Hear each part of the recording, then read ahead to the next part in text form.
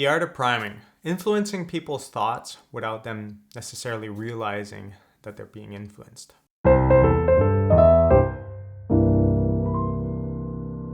So a typical example of priming is the situation where a presenter, such as myself, could be talking about their weekend, talking about what they ate. So I had delicious beef tartare, and I ate cheesecake, and I had mimosa, so on and so forth.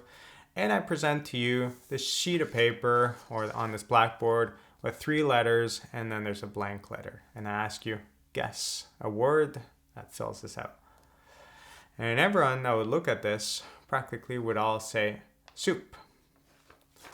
However, if I had started the presentation saying, this weekend I just spent the whole weekend cleaning. We dusted the whole place. We washed all our clothing, the sheets, everything got cleaned out in our house. And I presented to you the same sheet of paper.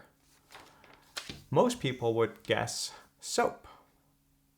In the end, the only difference between the two is what I said before presenting you this blank this word with a blank letter in both situations.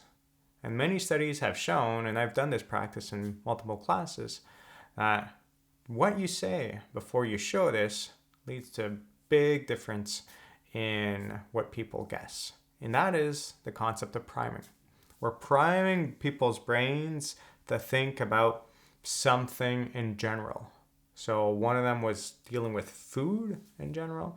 Everyone was dealing with cleaning in general.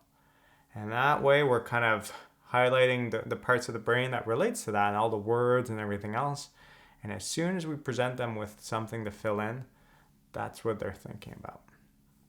So this is the priming effect in essence. Another way to go on to priming could deal with also the concept of anchoring and adjustment, which is that heuristic bias that was already covered. An example could be if I were to ask you, do you think the Empire State Building is more or less tall than 100 meters?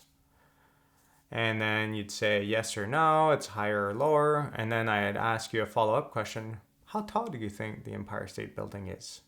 And then you'd give an answer.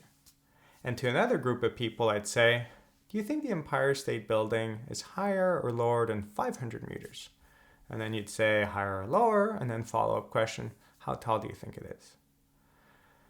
Well, what do you think would happen to people's expectations of the height in the first group and in the second group? Well, in the first group, people will guess a lot lower than the people from the second group. And the reason for that is that they were asked a question relating around the height of 100 meters versus relating around the height of 500 meters. So they have to, when they're answering this question, they have to think, well, is it higher or lower? They think about the reasoning behind it, how many levels they think they have, and so on.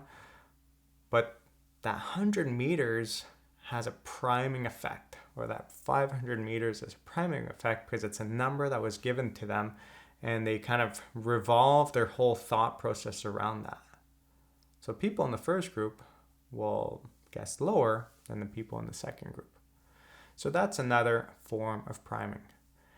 So there's different forms of priming out there, but keep in mind that sometimes what you say or prices that you show can have a big impact on people's expectations and on what they choose in the end.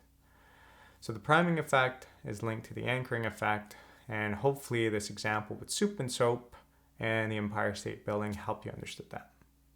Catch you on the next one. If you found this video interesting, please consider subscribing or joining my class where I guide you to apply and expand on the information found in these videos to real life examples. Have a good day.